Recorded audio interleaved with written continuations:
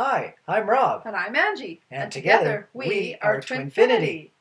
Happy 2-2-2-2-2 day. Did I get that right? There were 6 twos. 1, 2, 3, 4, 5, 6. Yeah, there were 6 of them. Happy 6 Tuesday. Is it a Tuesday? It's a Tuesday. It is a Tuesday.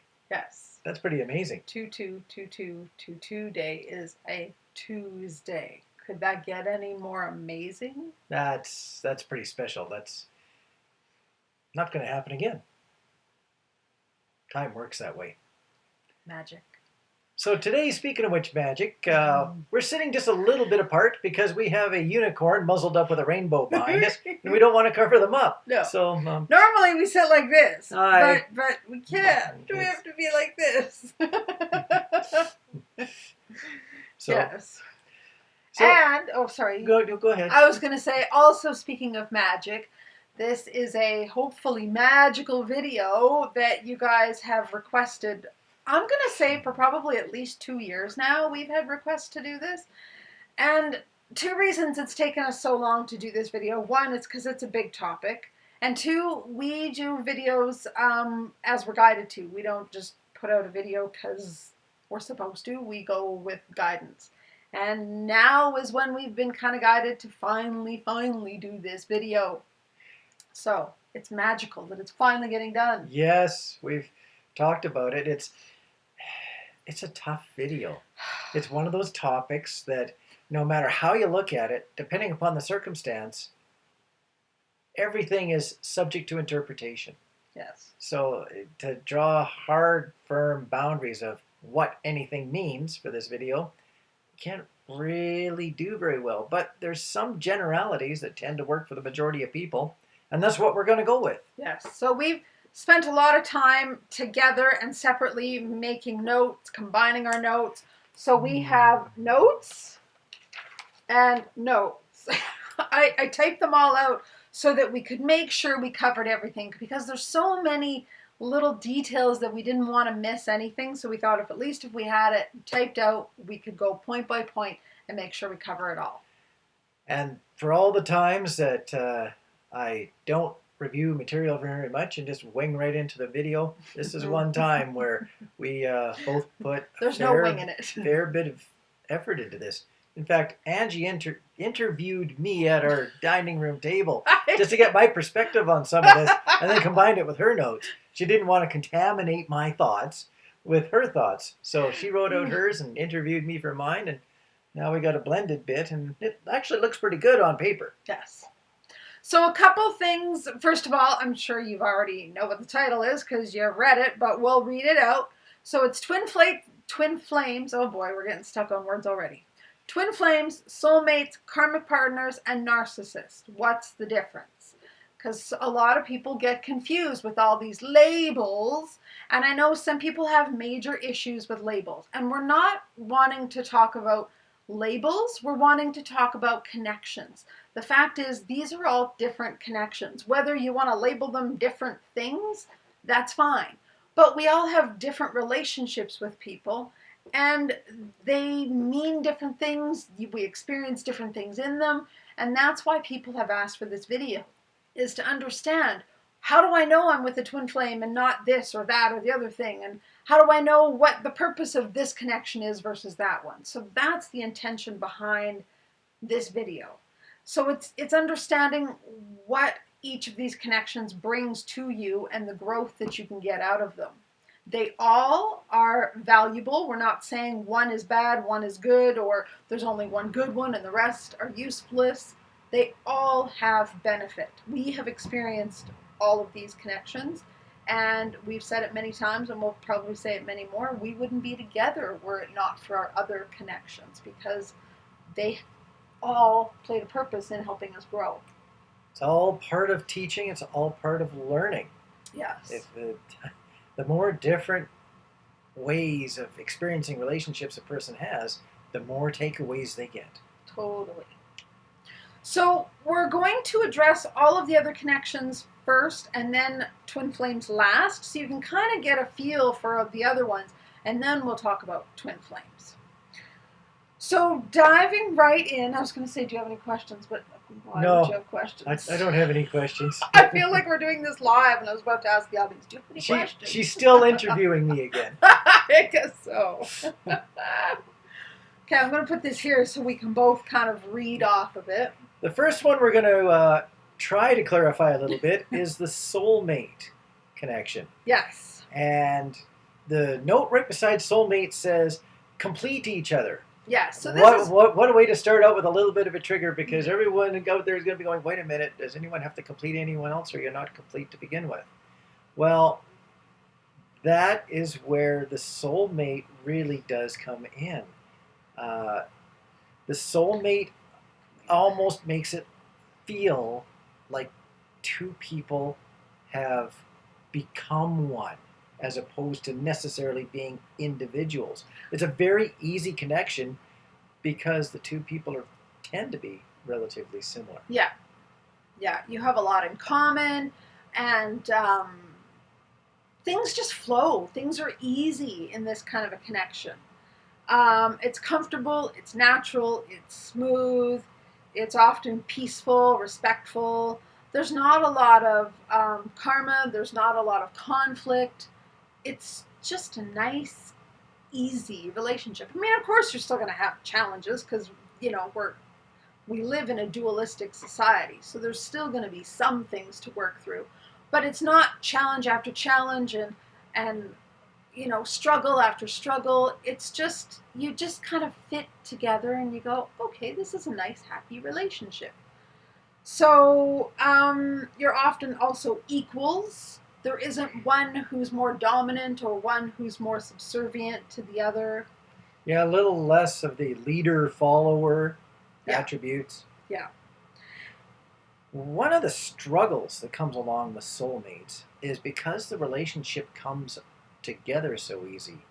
If one of the people decides that they need to do a bunch of growth, the other person often remains casually looking over their shoulder, but usually doesn't follow that same growth. And therefore, oftentimes soulmate relationships, they come together easy, but if they're destined to not make it, they also tend to break up very easy. Yes. Because everybody is quite amicable in that regard. There's no one's wanting to upset the apple cart. Yes.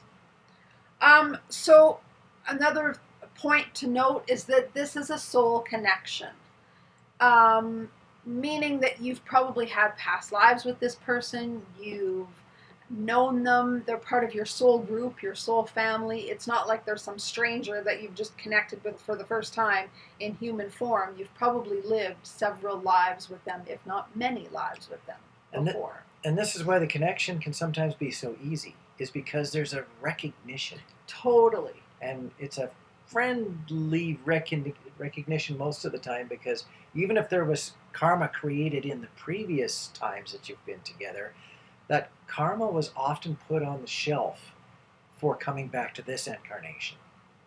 So it's not the type of relationship that's really designed to clear karma. It's usually just to exist through any karma that's in existence. Yeah. One other point to make is that you can have more than one soulmate. It's not like there's only one person for you in this sort of connection and that's it. So you might have several relationships that are calm, peaceful, easy, nice, flowing. But being on the twin flame journey, you might not. It's hard to say. But the average person can have many soulmates. The way that I like to word it is, a lot of people say soulmates. I say soul group mates. But that's an extra word. Most people don't know what to do with the word group, so they just cancel it out. Yeah. They're just soul mates, which close enough. Yeah.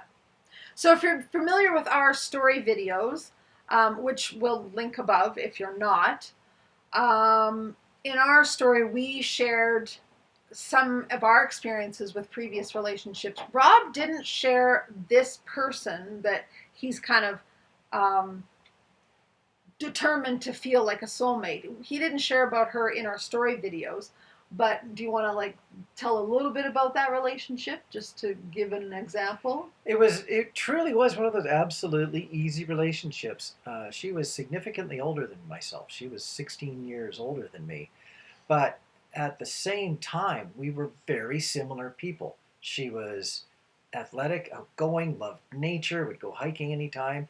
She really did bond with nature and especially native spirituality far better than I had ever to that point in my life. So it was it was a little bit of an exchange of teaching. I had more of a closer connection with nature, and she had a little more connection with spirits of the past.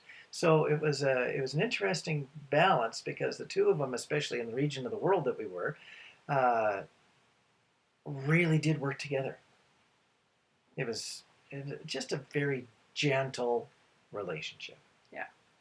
And for me, again, from our story videos, if you remember, I can't even remember which one or ones I talked about him in, but mine was Rob number 4. Yes, I have dated 4 different people named Rob.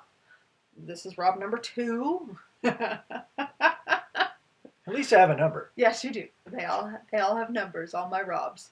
So Rob number 4, him and I met. It wasn't even a date per se. We just we met online. So after talking for a while and just really clicking, we met at a dog park and just took his dog for a walk. And it was like literally meeting an old friend. I felt so comfortable with him, like I'd known him for many years.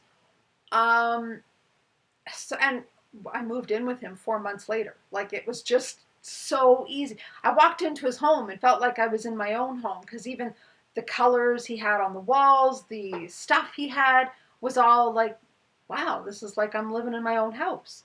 So again, just very natural, very easy, and still also a peaceful falling apart. When it did fall apart, we still remained friends for a while. Then we kind of lost contact. But a couple years ago, well, probably more like 8 years ago now, A couple 8. A couple 8. Couple 8. We reconnected, and even though he's on the other end of the country from me, we still are in contact. So it's just a nice friendship, even though, you know, the romantic part of it has been done for many years. There's still a nice connection there. I'm not in contact with my person. We drifted apart fairly quickly and just stayed out of touch. And that can happen too. I don't even know if she's alive anymore. So that's soulmates. That's where it's all nice and peaceful and happy. And now it gets a little rougher. And it's going to get a little rougher yet after this. The next one on the list is the karmic partner. Yeah. If soulmates complete each other, karmic partners contradict each other. Yes. And the name karmic partner kind of says it all. You have a lot of karma together, which means you're going to have a lot of challenges with each other. There's going to be a lot of ups and downs. It's not an easy relationship. And you're often very different from each other. Usually you're very opposite, which causes the conflicts and the karma. You've chosen on a soul level to come and be opposite so you can work on your karma, clear things that you obviously have had with this person in past lives. In the realm of being opposites, usually at the start of any relationship, people try to be very equal. But in karmic partner style relationships, one usually ends up taking the lead. Yeah. Being the dominant one, the one that suggests things, has the ideas, etc., etc., etc., for how they're going to be spending their time together. And usually the other one tends to be a follower. And this works really well until the leader either gets too rambunctious with leading or the follower actually wants to be heard for a change and says, hey, okay, now how about my idea? And then right when things are usually just needing to be, well, finished off on an idea, that's where the karma starts to come out and tripwires everything that's happened just in the past and really makes it hard to step forward. Yeah. But these relationships also tend to be 10 out of 10 good or 10 out of 10 bad in a hurry. They're similar to a different style of relationship coming up in the future. But the karmic partner, you tend to pull back together quite quickly, usually because one gives in. Mm. Yeah. One gives in. And giving in reminds me also the point we have here is there's lack of healthy boundaries. So there's usually poor communication in those connections, not good boundaries, lack of self, and lack of self-respect, which means if you don't respect yourself, you can't really show them a lot of respect. So there's just a lot of challenges. Often, I shouldn't say often, sometimes though, there's breakups and then you come back together because you haven't completed your karma together. So, for example, again, in our story videos, if you remember, my karmic partner's name was Wade, and him and I broke up 5 different times over multiple years before I finally surrendered and married him. And I knew, even when I married him, that it wasn't forever. I didn't know how I knew that. I just knew that this was not my person for a long time. But I also knew, without understanding the inner dynamics of it all, that I needed to marry him. That was part of our soul contract. And it came out years later when I was doing past life regressions and understood the karma that we did have together, and that, you know, marrying and divorcing was part of us clearing some of that karma from previous lives. So again, these connections, you usually have, I shouldn't even say usually, you would always have a past life connection with them. And a soul connection with them, because that's how you've built up karma, is from other lives. That's how you found your karma to begin with. That's right. You just didn't invent it here for the fun of it. No.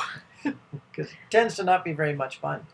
And not to say karma's bad. You know, karma's not a punishment. It's just, if you've experienced one end of the scale, you choose to come back and be the opposite, so you understand what it's like to be on both sides of the coin. If you've been the victim, then you're going to be the villain, and vice versa. If you've been the villain, you're going to come and be the victim. So you can play both roles. Usually in these styles of relationships as well, Angie has got the word leader and complier as being 2 opposite words. Quite often the leader will grow bored of the relationship or realize that there's just not a lot of future to it, and try to put the relationship back on the shelf. And that's when the complier comes back and just starts to make things just so easy that the leader I'll just be comes whatever back. you want. I'll do whatever you want. Chameleons. Yeah. Usually this is the style of relationship where the chameleons come out. Totally. The people that just try to become something else to make someone else happy. Yeah. Did you want to share any examples from your own? The chameleon is my primary example. I'd already just barely touched on it, but my main karmic partner, Karmic 1, is what I've referred to as in other videos. She was so desperate to be anything that I needed to be that she would literally be in a situation where she needed to be something else, and she'd ask me how to do this. Like, Wow. like for example, oh sure, I can go to this fancy event with you, but what should I wear? How should I act? Should I wear heels? Am I okay to wear ready? She would do anything to be with me, without knowing how to be with me in some circumstances. Yeah. But she would do her best. I have to give her a solid E for effort. But ultimately, it was very hard for her to fit in, as hard as she tried. Well, and they don't fit in because there's no sense of self. There's no boundaries. So, and that's why there is a dominant one and a subservient one.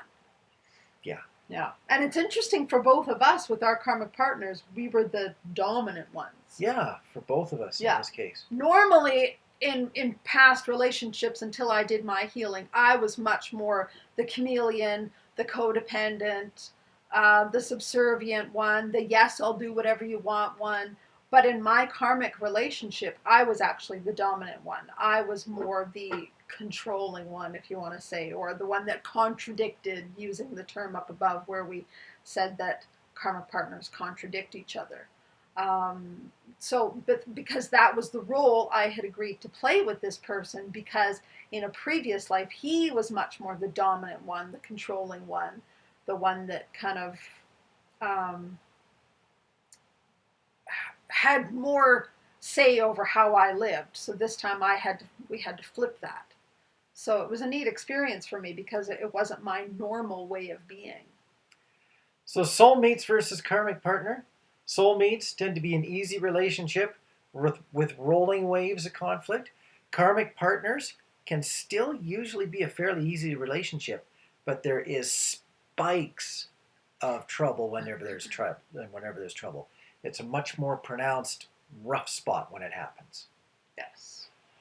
Because you're clearing karma. Now we get into the fun stuff. The narcissist. Oh, yes. 2 words. Control over. Yes. The other person. So we're probably going to spend a little more time on this than we did with soulmates and karmic partners, because this is the connection that a lot of twin flames confuse as a twin flame. They will be in a narcissistic connection and think it's a twin flame, and then they get stuck in the cycles because the patterns can be similar to a twin flame if you don't know how to recognize the differences of what one is and what the other is. Right off the bat, a narcissistic relationship tends to start out feeling perfect.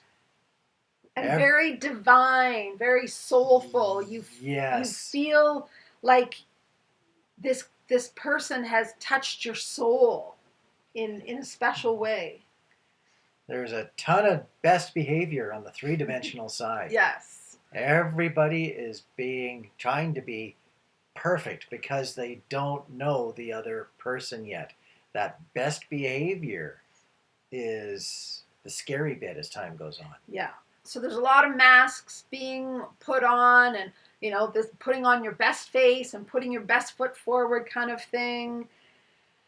And you often have a strong attraction to them, deep love feelings, and trust builds quickly. You feel like you want to just tell them everything about you, and you feel safe with them because they create sort of this safe environment for you to share your most inner secrets with them. It's almost as if the narcissistic relationship starts out a little too easy. Yeah. A little too perfect. Yes. And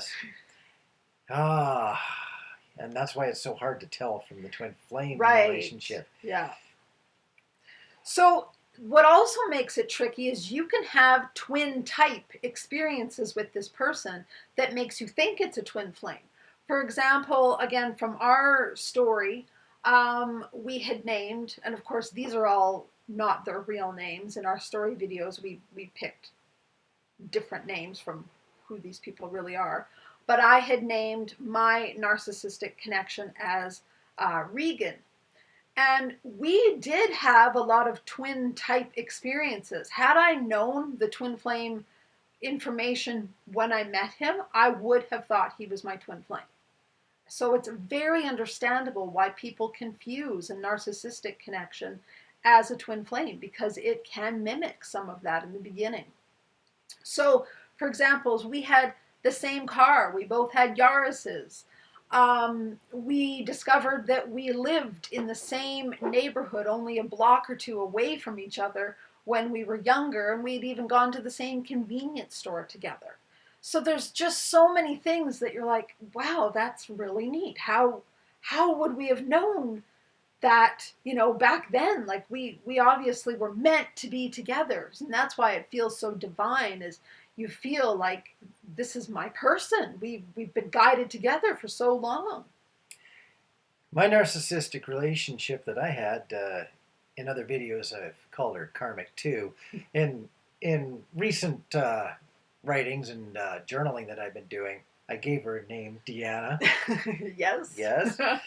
So, again, we had lived in the same city.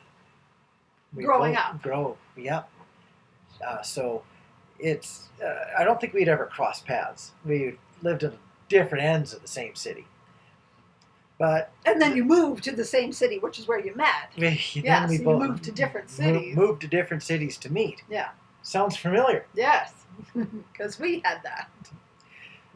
I originally thought that our relationship was closer to a soulmate relationship because it started out so easy, and with that similarity in past, there was initially a lot in common. Yeah. And besides, she was a spiritual person, and I was working on my own spirituality at the time too. So I really thought that there was a really strong, super valid connection there. And in reality, there was. Yeah. But it took time for things to play out differently than how it first appeared. Yes. And again, in first appearances, it feels like you're equals. It feels like a soulmate relationship in terms of there doesn't feel like one that's more dominant, one that's more subservient. You feel like you're equal with each other. And that's until the masks start to fall off and you start both showing your true colors. And then it all falls apart.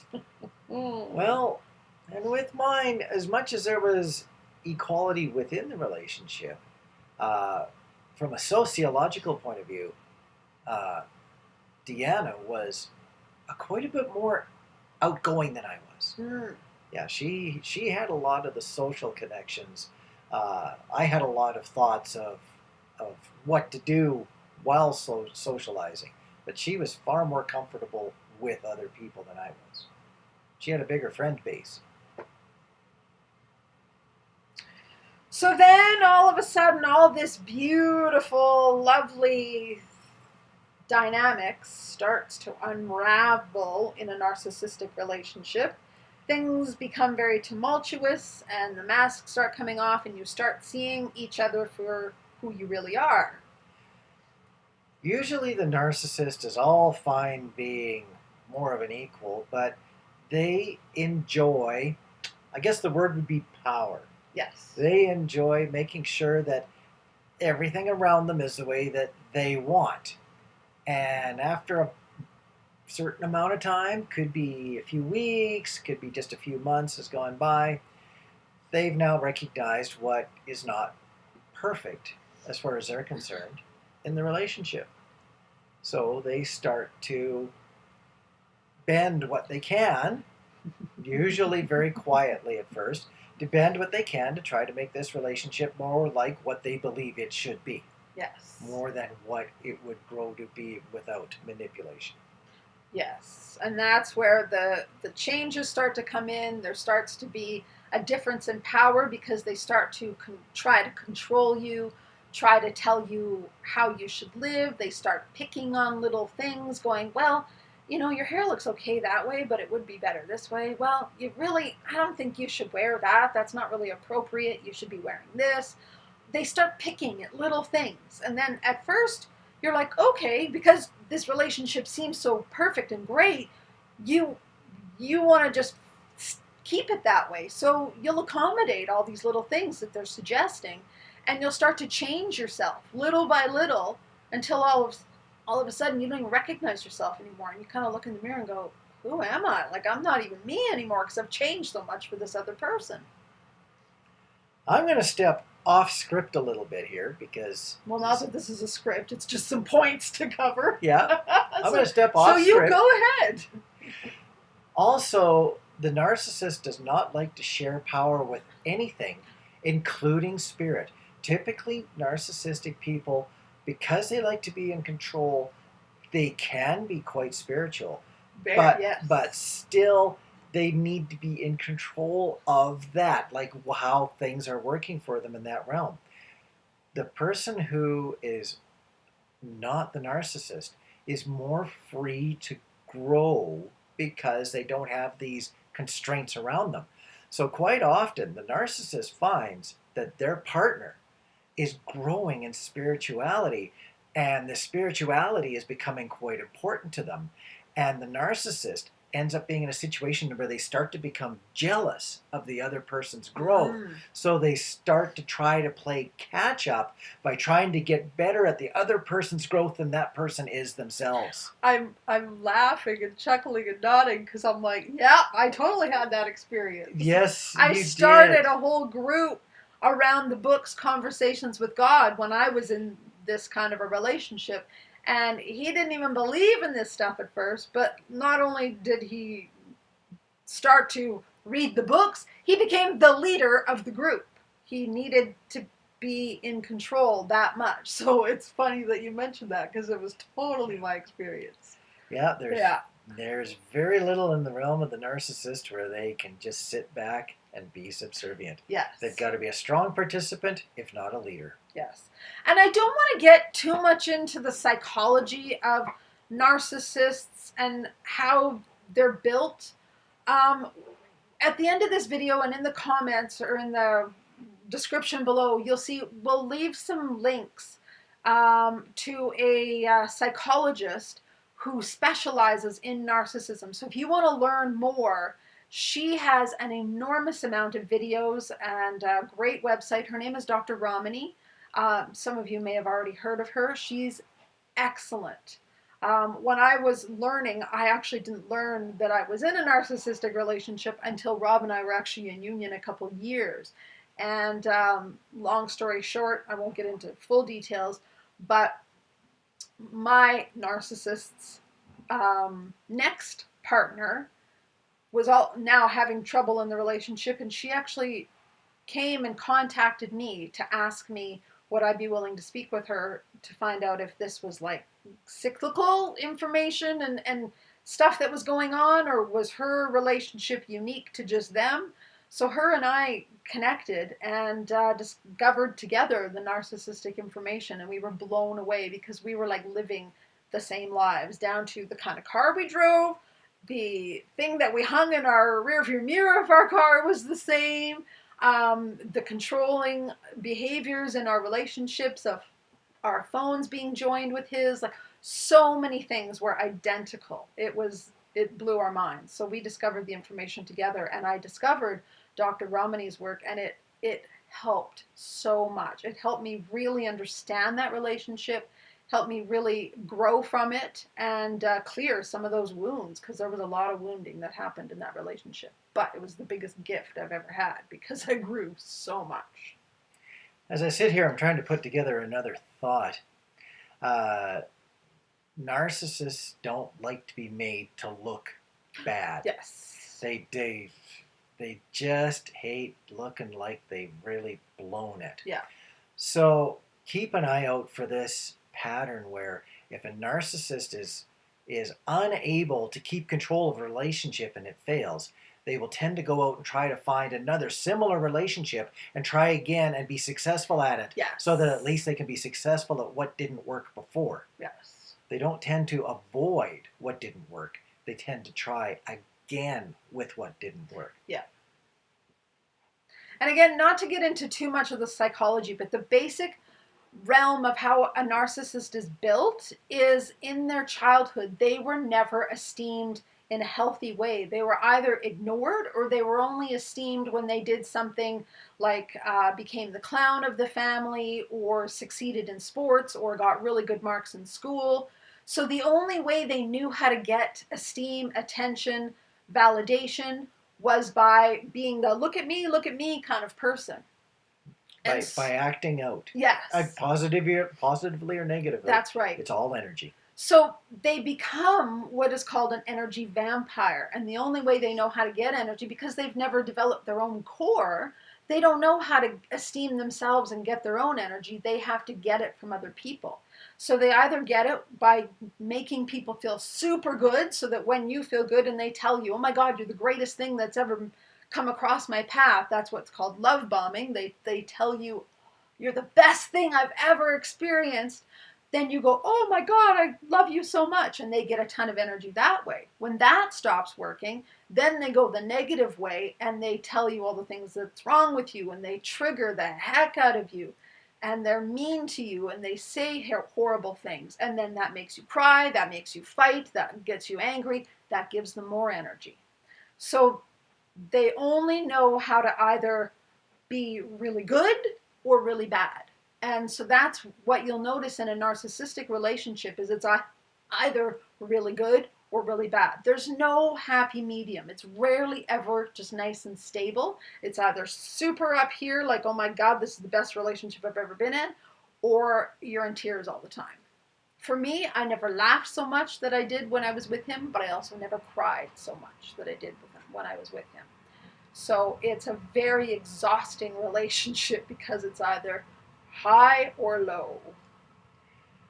And with that need for energy, this is not quite as clear cut, but people who tend to be very gregarious, complimenting everybody else's friend and buddy.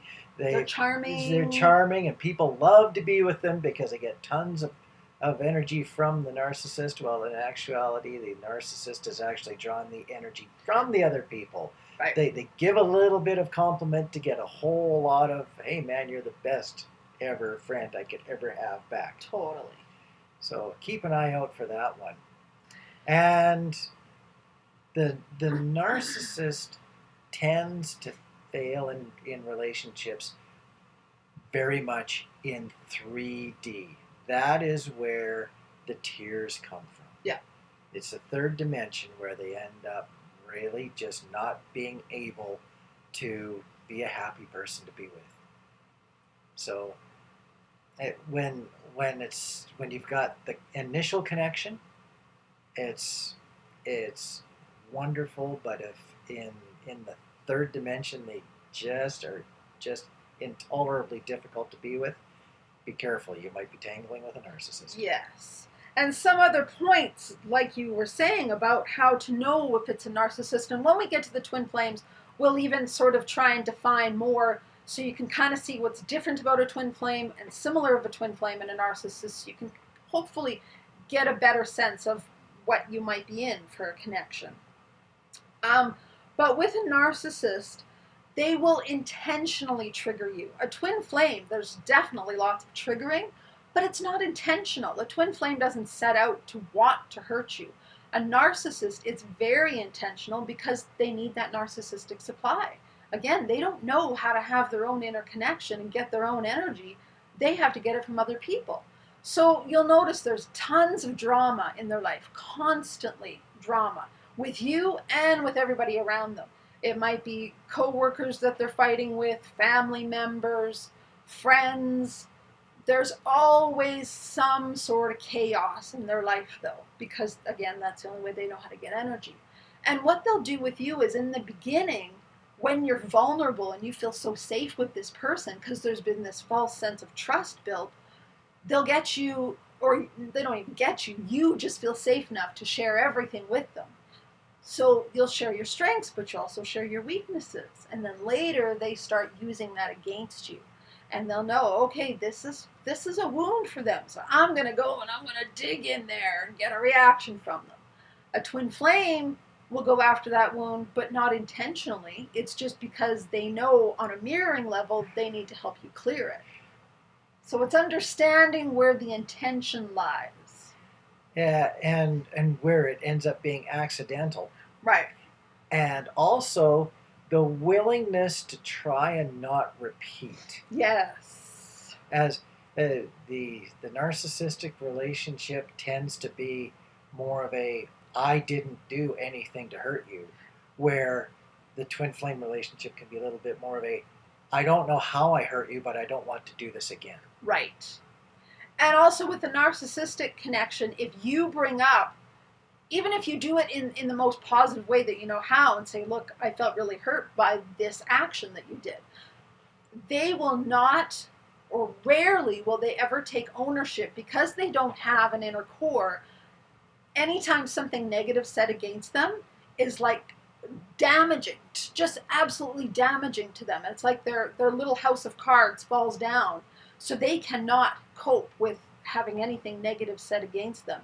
So instead of owning it and going, I'm sorry I did that, let me change, they will twist it around and make it seem like you're the problem. You did the thing wrong. And that is called gaslighting. I had to remember it here. Where they'll gaslight you and go, I didn't say that. You did that. And then all of a sudden you're starting to question yourself going, wait a second.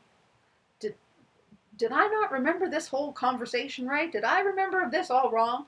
So with a narcissist, you'll get to the point where you want to start documenting things. You'll want to start recording conversations so you can prove, I did not say this, you said this, because they'll twist it around on you. And they're masters at it. Oh, they are masters with their words. Just for the fun of it, I'd like to take a course in how they accomplish Totally. this. They're brilliant. Honestly, narcissists are one of the most brilliant people on the planet. They are. Yeah. They're incredibly good at twisting things, using language, interrogation and manipulation. And man, if you get a narcissist mad at you, boy, they know how to reach in, grab your heart, tear it into 4 pieces, tear it out of your body, turn it inside out, ram it back into you, and say, it hurts because you let me do that. Right. Fine. And it's your fault. It's all your fault. Yeah. And you wonder how they do it. It's amazing. It's pure Hollywood. Yes. So I'm just reading here. You'll often go through cycles with a narcissist of love bombing, so they'll tell you you're the greatest thing on earth and you have the best love connection with them that they've ever had, and they can't imagine living without you.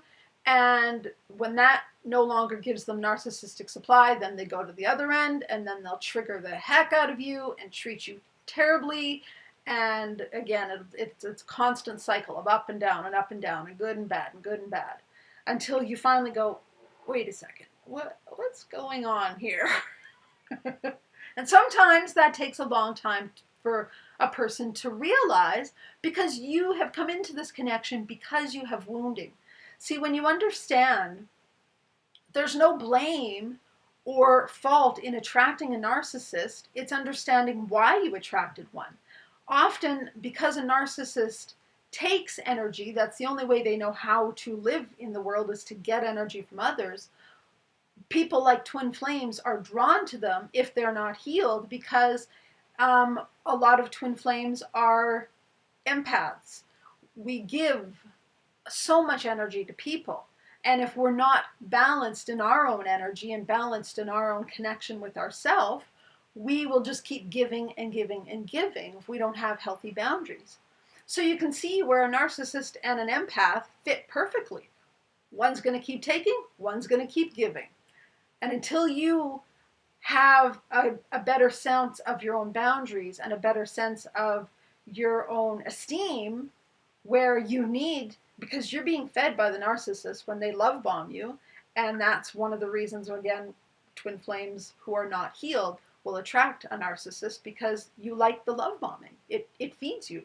Once your own esteem is developed inwardly, you'll see the love bombing and go, that's not even real. That's BS. And you won't even fall for it anymore. Because initially those energies of one wanting to give and the other one wanting to take match so perfectly, those relationships with a narcissist, as we mentioned before, start out very, very nice. It's amazing. It's that magical that you've always wanted. And when it all falls apart, quite often what is remembered is how well it started. It's very common, very common for many people, not just twin flames, but many people, to remember what started out so well. And as soon as they see a glimmer of that again in a next relationship, they forget the lessons from the narcissist, and they often end up right back in another relationship with another narcissist, because they're looking for that same start, that same connection. Right. That is so many times a direct lead back into another narcissistic relationship.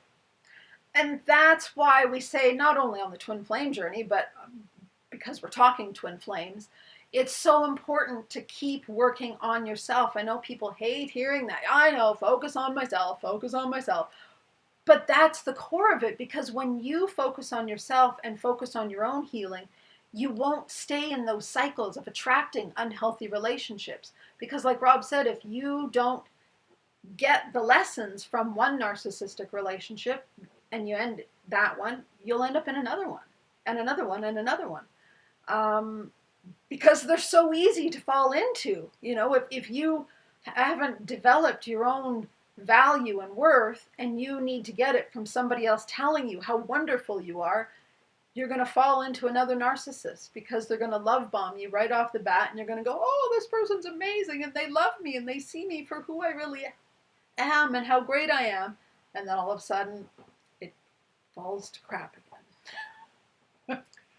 Here's a question for you. Yeah. Do narcissists like to be interviewed for what is called facts? Like, hi, what were your previous relationships like? Do they like to divulge that information, or is that too exposing for them? No, I think they like that because, again, the intention's put on them.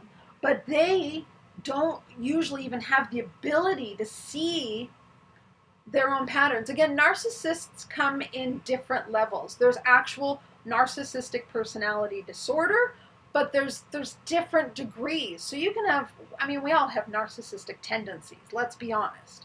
We all have that side of us. But some people are true narcissists, some people have narcissistic tendencies, some people are extreme narcissists. So depends on where a person is at, on how aware they are that they are a narcissist. But unfortunately, most narcissists aren't even aware that they are because they can't even see that. They can't own anything negative that would shatter them because they have such a lack of depth to them on an inner core level that if somebody asks them about a previous relationship, they'll only see the other person at fault. They'll go, I did everything I could to make that relationship work, but that person, they had this issue and this issue and this issue, and it couldn't work because of them. So that's normally my experience with a narcissist. Yeah. Makes sense. Yeah. So, I think we've covered all of this. I wanted to just say, though, it makes it sound like we're making this sound like it's the worst relationship in the world. And in a sense it is. It's incredibly hard. It's very, so very hard. difficult. But it is the most growthful. If you want to grow, oh man, it's a narcissistic gift. And I have said this in so many videos. I would not be the person I am without my previous relationship. I would not be with Rob were it not for that previous relationship because of the amount of growth that relationship offered. So when you understand that on a soul level, again, you have agreed to this. There are no victims, there are no villains. You have agreed to each play this role. And often a narcissist is one of your closest soul friends that in spirit says, okay, you really want to grow this lifetime, so I will play the bad guy. And it's only your closest soul friend that would be willing to do that, that would be willing to hurt you in the deepest ways to help you grow. So when you understand it from the 5D and beyond level and understand what the true intention is behind a narcissistic connection, you know that these are cherished soul friends. Not that I want any more things to do with this person in this life, because I understand the energy imbalances. But on a soul level, I look so forward to going back home and giving this person the biggest soul hug and saying thank you. Thank you for playing that role. Thank you for being the bad guy, because you've gifted me with so much growth. And nobody else could have done that. So when you understand them from that level, they're such a gift. Same with mine. I did the most growth in my life when I was with this person. Yes. They in their own way, because they were trying to be the best that they could be at their style of spirituality, I got exposed to many different styles of dealing with spirituality. And also, because the relationship was so hard, I kept on finding myself being blown up, and I had to go back to my core and start again and grow and grow. Yes. And then I'd get blown up again and back to my core. And what was happening was every time I went back to my core was literally improved by this continuous destruction, rebirth, growth, destruction, rebirth, growth. I grew so much, my core had a far better foundation. And with that foundation, even through all the hurt, I became a far more open-minded person because I was forced to grow in that relationship just to survive. Yes. Yeah, so true. So as I said, we will put some links down below if you want to understand narcissistic connections more. I'll put 2 links from Dr. Ramani, and also there's a YouTube channel of a gentleman that is actually a narcissist and is aware that he's a narcissist, and he shares some amazing videos and explains, I would say this to this person just to get a reaction from them. It wasn't true at all, but I would try and hurt her to no degree just to get a reaction so I could get my narcissistic supply. So I'll link that video too, because it might be incredibly helpful for some people to understand more about that dynamic. Now, how are we for time? Oh, we're already at 50. We got 10 minutes to talk about twin flames. Well, hopefully most of us have got a little bit of a grip on the twin flame relationship. We can bounce through this one because this is what hopefully a lot of us have a ton of in common. That's right. First, twin flame, the word beside it, complement. Yes. So it's not like a soulmate relationship where you complete each other, that you're halves. Twin flames, you are 2 wholes. It's a complement. It's a balance. That's right. You can exist without each other. You are whole all in yourself. The twin flame relationship can be the hardest one to understand because it has and can have elements of all 3 of the other styles of relationships. That's right. Yeah. There's bits and pieces of it spread throughout. Some of the things that make it different, though, and this is where hopefully, in doing this video, you'll be able to easier define what kind of a connection you're in, is by some of these things. So with the twin flame, you have a Kundalini awakening, you have activations, soul activations, a lot of energy and like really intense energy, spiritual experiences happen.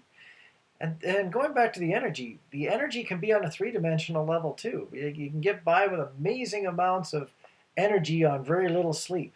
We did that. Yes. Yes. That's one of our examples is we had 90 hours of talking with 8 hours of sleep. So we would talk, have like an hour nap, and then wake up and talk some more. Go for another half a day. Way you go. We did this for 90 hours straight with only 8 hours of sleep in between all of those 90 hours. Not sure if I ever recovered. And again, so examples from our experience, I saw Rob's aura that I'd never even known what an aura was, but all of a sudden I'm just seeing colors around him, seeing angels. I first saw my first angel when I was with him. So just otherworldly experiences happen that you can't explain. Like these are such 5D experiences that there's no logical way to explain them. Yes, the best of these experiences tend to be with your twin flame. Yes. You can have let's say 10 of these experiences in your life, but there'll be one that stands out. And chances are real good it's with your twin. Yeah. And for ours, again, if you're familiar with our story videos, it was our reverse sunset, where the sun was setting in the, where does the sun set? East? West. Set in the west. This is where it's confusing. It's a confusing phenomenon, but we were looking east at the back of a thunderstorm that was headed east, but the sun setting behind us was reflecting so much light off the back of this thunderstorm that coming back at us, the light coming back at us, made it look like that the light was actually coming from the east when the sun was really behind us to the west. And I know that might sound okay, whatever, it's just clouds. But it wasn't just what we call, again, the reverse sunset. It was the energy behind it. Like, we literally felt like God was sitting in the truck with us. Yeah, it was just so high in calming energy, amazing energy. It was being underneath a microscope of energy. Yeah. That energy wasn't all over the whole province that we were in. It was within about a football field size area, and we were in that energy. Yeah, it was like this vortex that we were in. Again, something that would be different than most other connections is this feeling of home. You can sort of feel like home in a narcissistic connection, but it's not the same. At least it hasn't been in my experience, having a narcissistic experience and a twin flame.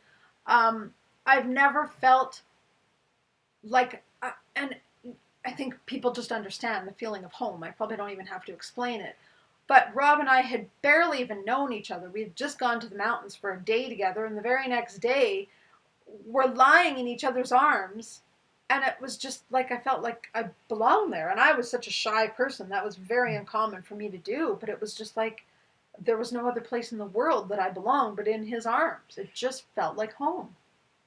I'll describe it with the best words that I can muster up right for the moment.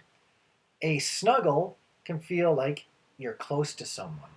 A twin flame snuggle feels like you've unzipped and wrapped yourself around them like a sleeping bag. Yes, you're still inside each other. Yeah, and you don't really know where the beginning and the ending of each other is. Totally. Your limbs all start to melt together. We call that an unzipped snuggle. Yeah, because you just unzipped and you feel like you unzipped yourself.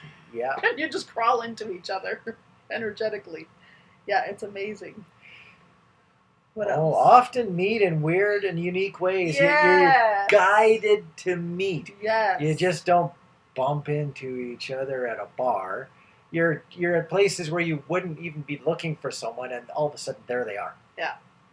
It feels very destined in a way that no other connection does. And again, to share from our own story, we both grew up living in Edmonton, Alberta, Canada, and Rob moved to Calgary a couple years before I did. And then I was such a homebody. I never thought I'd ever move. But I just felt this incredibly strong pull to move to Calgary. Didn't even know anybody here, but I was like, okay, I'll go to Calgary. Not only was I guided to move here, I was guided to the exact apartment building. I can remember when I was looking for apartments, I put my hand on a door to open it, and I heard this voice say, no, not that one. And again, at this point, I knew nothing about angels, spirit guides, nothing. I was not spiritually awakened at all. So I didn't even know how I knew not to listen to the voice, so I just carried on until I felt like the next apartment building was the one. And then I ended up living in the same apartment building he lived in. So I was not only guided to move to the city he was in, but guided very strongly to move into the same apartment building he was in. Very destined. You have an instant, deep soul connection with each other. So again, this is different. Yeah.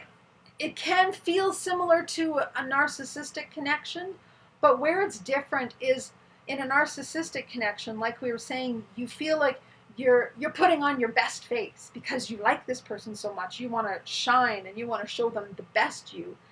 In a twin flame connection, you're just showing them the real you. There's no masks. There's no walls. It's just you being your complete true self. And with these soulful connections, when you're dealing with a soulmate, your connection is easy and calm. When you're dealing with a twin flame, the connection is very valid. It can be very easy. It can be calm, but the connection has a purpose to it. It's almost like that mirroring, as one of many examples, comes out where there's more learning to do. The connection isn't difficult as far as feeling good or bad, but there's more purpose to it. It's not just to make peace. Yeah. And it's intense. It's usually a really intense energy, but not intense, scary. It's beautiful, and it feels sacred, really sacred. There's a big word here in bold letters. Yes, I put that in bold. The word is magical. We've used that word a few times. And I think if there's one word that defines a twin flame over any other connection, it's the word magical. When people describe a connection as magical, my antennae always go up, and I'm like, oh, let me hear more. Because when somebody describes it as magical, that is almost always, in my experience, a twin flame connection. Because there's no other way to describe it. It does feel magical. It feels otherworldly, and there's so much magic. There's so much energy. There's so much power in it. It's all the new experiences, not just easy experiences. Right. It's the newness of it, the stuff Yes. that you've never bumped into before. Yes. This one we just addressed, the divinely orchestrated. Hey, we talked a little bit about mirroring. Yep. I just wanted to address, because when I was interviewing you, you made that comment. There's our hour mark. We'll just... Okay. You see yourself in the other person. So often other connections, it's you and them. A twin flame connection, it's you and yourself. It's you and yourself. And you feel that something's different. Like, it's like, they're me and I'm them. How does that work? You might not even understand it, but you're like, this is not me and them. This is me and me. Me and me. You know, the other person's walking by and they might be saying something and they are saying exactly what is in your mind as they're walking by. It's like you're listening to you walk by. Yeah. Yeah. That Totally. almost comes back into magical. Yes. So, ways that it's similar but different to a narcissistic relationship, we wanted to just bring this about to kind of help you understand, you know, some of the ways where you're like, well, but this feels like this, and is this a narcissist? Is this a twin flame? So in a narcissist relationship, same thing as a twin flame. It starts out amazing, and then the triggering happens. But the difference is, when it starts out amazing as a twin flame relationship, it's because, like I said before, there's no walls. You're being your most authentic self. When you first connect with your twin flame, it's like the 3D all falls away, and you're just souls. You're just your truest energetic self. Whereas with a narcissist, you're trying to put on your best face because they're pointing out to you, oh, you look so nice, and oh, you act this way, and oh, I love this about you. So you're like, well, let me do more of that. Let me show you my best self. Twin flame, totally different. You're not needing to show them anything but who you really are. It's the difference between being your conscious self and your soul self. Yeah, that's a good way to put it. Yes. So again, the triggering is different in terms of twin flame versus narcissist. The similarity is the fact that there is a lot of triggering in both those relationships. But what's different is with a twin flame, the triggering is not intentional. Your twin flame is not trying to be hurtful and say mean things or do mean things. It's normally because they've had this experience and you've had the experience of showing your true selves, and all of a sudden your ego starts to come back and you start feeling vulnerable, and you're like, oh God, now I gotta like hide some of this because you have wounds. You're afraid of them seeing those wounds, so you're afraid of the vulnerability. So you start to maybe pull away. You start to say mean things or do mean things as a way to push them away. But it's not intentional. You're reacting out of fear. Whereas with a narcissist, it's very intentional. And how you can tell that it's intentional is because they go for the jugular. You may have told them, this is my deepest fear, this is my deepest wound, this is what I'm most not wanting to deal with or afraid to face. And they'll throw it right in your face, intentionally, as a way to get a reaction from you. When they're trying to defend themselves, there's no, please don't get angry with what I'm going to say. There's, I'm going to say it, and if you get angry, I'm going to explain to you that you are the one getting angry, not me, which just makes you more angry. Right. Yes. Yeah, because then they do the gaslighting and flip it around and make it all your issue and twist it. And not to say a twin flame can't gaslight. Anybody can gaslight. But when you start to notice the pattern, a twin flame, even if they've got wounding, if your twin flame obviously has wounding still, they might have some of these patterns, but you can talk through it with them at some level at least. Whereas a narcissist, there's no talking to them. They're They will not own up to anything negative about them. They can't even see that they have a negative side. A narcissist will gaslight with blame. A twin Shame. flame, a twin flame will tend to gaslight with remorse after the fact because they understand that hurt has happened. Right. Yeah. So to recap, and also I wanted to mention, again, if you're not familiar with us or our videos, we do have a video where we have listed, I think it's like 50 twin flame signs and stages. That was another tough video to put together. That was a lot of work too. We'll link that one here in case it's helpful, to kind of help you see some more of the similarities or differences.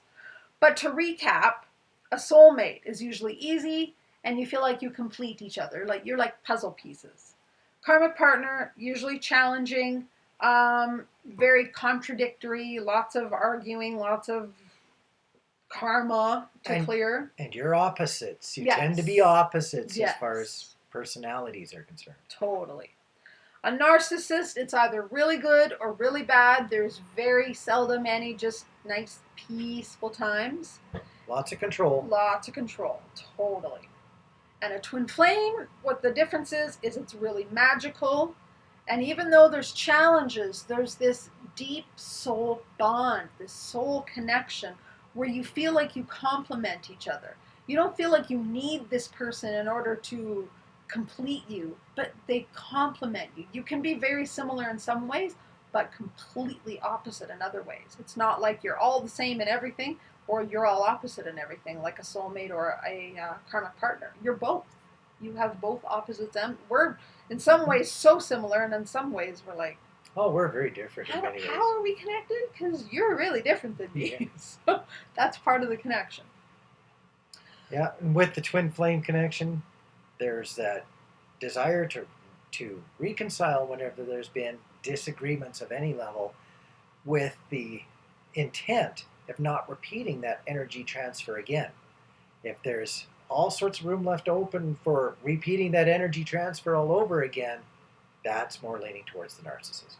Unless you got a lot of deep wounding, you don't even realize you're doing it. Because I know with Rob, I did that a lot. I had so much wounding that I kept hurting him over and over again, but I wasn't even aware that I was.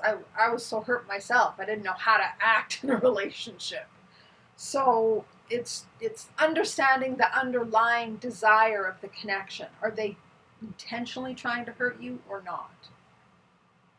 Okay. So again, just wanted to reiterate, I know some people have major issues with labels, and this isn't about labels. It's about helping you understand the different kinds of connections, because we have different connections with other people to help us find the connection with ourselves.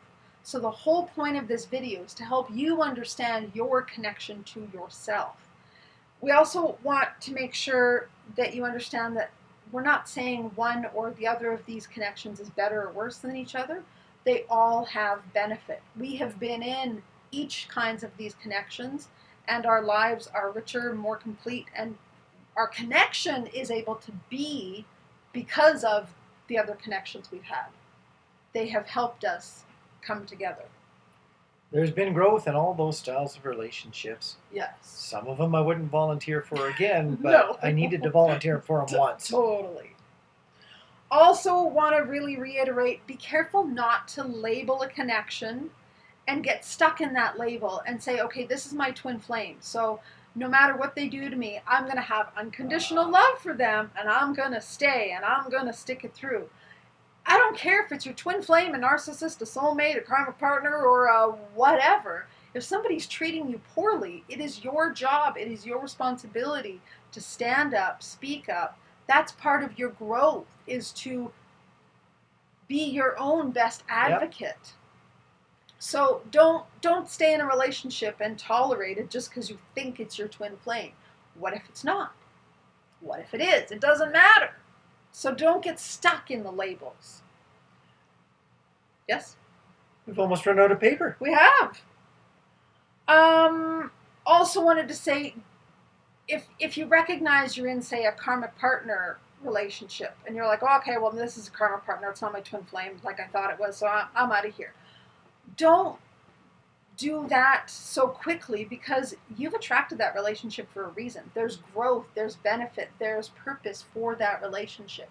And if you get out of that relationship before you get the growth of it, you'll just attract another one. If you think, well, I'm going to scrap that and just go find my twin flame, your twin flame, you don't just search for a twin flame. A twin flame comes to you when you are ready. And when they are ready as well. Exactly. So, you know, again, if you're in an abusive relationship, don't recommend staying there. But if your relationship is still functioning, and let's say you're in a karmic partner relationship, and you know who your twin is, and they're totally not ready, well, maybe you just can stay right where you're at for a little while longer, be it a day, week, a month, or a year, and keep clearing some karma. There's no point in really in looking at something and going, oh, it's a karmic partner relationship, it's no good, I'm leaving tomorrow. Right.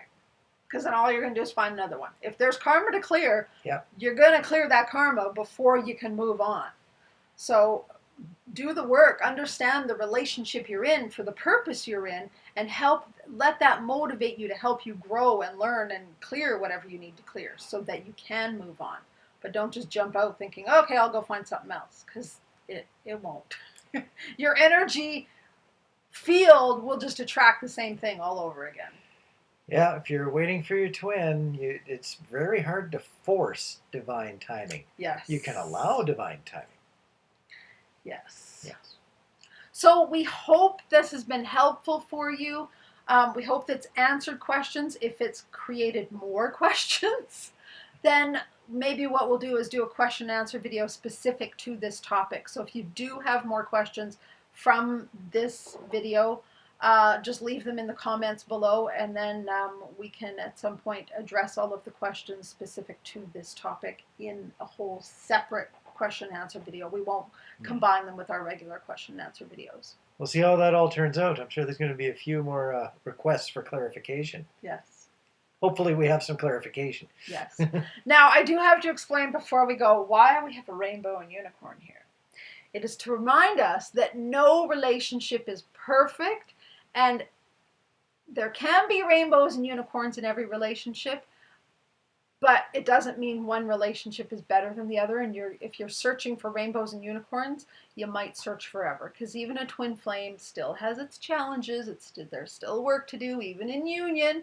Yes, it's much easier and it's a wonderful connection, but there's still work. So enjoy the rainbows and unicorns, but don't go out searching for them thinking they're only in one relationship. So that was just my fun little rainbows and unicorns. Okay. All right, so thank you for your patience and waiting for us to finally do this video. Couple of years. Yes, yep. It takes us a while sometimes, but we do it in divine timing. And again, happy 2/2/2/2 day. Happy 6/2s on a Tuesday. Yes, which I never did say what I thought this was about, which in our last 2/2/2 video, I said I would mention this. And what I believe the significance of these is, there's obviously energetic portals, but I also think it's about connection, and that's why we were guided to do this video now, because you can't grow without connection, whether it's a twin flame connection, a karmic partner connection, a soulmate connection, or a narcissistic connection. It's two. You need you and somebody else to help mirror stuff for you. So know that every connection has its purpose. Well done. Thank you. All right, we will say goodbye now. We love you guys. We'll be back soon. Bye. Bye.